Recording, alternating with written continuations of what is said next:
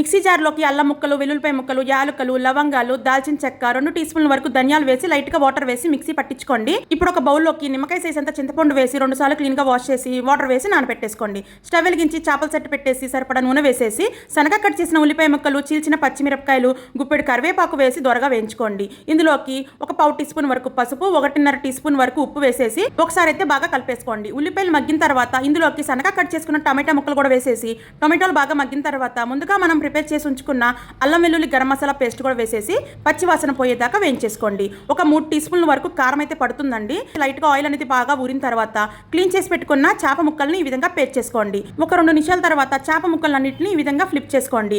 ఇప్పుడు మూత పెట్టేసి ఒక 5 నిమిషాలు మగ్గనివ్వాలి. చింతపండులోంచి రసం అంతా తీసేసుకొని చేపల ముక్కల్లోకి వేసేసుకోండి. సెటని ఈ విధంగా కలిపేసుకొని మూత పెట్టేసి మీడియం ఫ్లేమ్ లో ఒక 15 నుంచి 20 నిమిషాల వరకు బాగా మరగనిచ్చుకుంటే చేపల పులుసు రెడీ. కొత్తిమీర చల్లేసుకొని వేడి వేడి అన్నంలోకి తింటే సూపర్ టేస్టీగా ఉంటుందండోయ్.